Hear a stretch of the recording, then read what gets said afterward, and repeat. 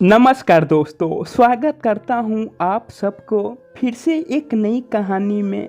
कहते हैं ना, पहले खुद को सुधारना चाहिए, फिर दूसरों की गलती निकाले। कुछ ऐसा ही कहानी है। एक बार एक सीधा साधा किसान था। वह अपने खेतों में सब्जी लगाता था।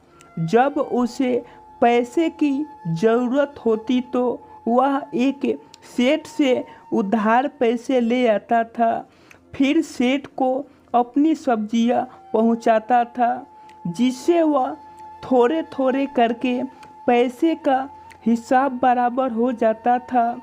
किसान बहुत मेहनती था। वह अपने बच्चों को साथ खेत में काम करता रहता था। अभी सब्जियां बेचने के लिए तैयार नहीं थी और किसान के पास अपने खर्चे के लिए जमा पैसा भी खत्म हो चुके थे। किसान सेठ के पास गया और सेठ से कहा कि कुछ रुपए और कुछ खाने की ज़रूरत सामान चाहिए। सेठ जी ने कुछ रुपए किसान को दे दिया और घर के कुछ खाने का सामान दिए, जैसे चावल, चीनी, आटा, दाल आदि तत्व दिए। किसान सभी सामान को अपने घर ले आया। कुछ दिन बाद किसान की सब्जियां बेचने लायक हो गई और किसान को सबसे पहले सेठ से लिए पैसे और सामान के बदले में सेठ को सब्जियां देनी थी। किसान सब्जियां को तौलकर इकट्ठा करके सेठ जी के पास ले गया। सेठ जी से कहा कि सब्जियां हैं, इन्हें रख लीजिए। सेठ जी ने किसान से कहा कि कितने किलो सब्जियां हैं। किसान ने जवाब दिया कि सेठ जी 20 किलो हैं। सेठ जी ने सब्जियां को उठाकर देखा और अंदाज़ा किया कि सेठ जी को कुछ कम वजन महसूस हुआ। सेठ जी ने दोबारा किसान से कहा कि सब्जियां की वजन सही बताओ, नहीं तो मैं अपने पास रखे कांटे पर तोल लेता हूँ और अगर कम वजन हुआ तो मैं दुगुना पैसा लूँगा। किसान अपने घर सब्जियां को तौलकर लाया था। उसे विश्वास था कि सब्जियां की वजन बिल्कुल सही है। किसान ने कहा कि कुछ भी कर लीजिए, लेकिन सब्जियां की वजन पूरा 20 किलो ही है। सेठ ने झट से अपना कांटा निकाला और सब्जियां को तौलने लगा। जब सारी सब्जियां को तौल लिया तो सब्जियां को वजन कुल 16 किलो ही निकला।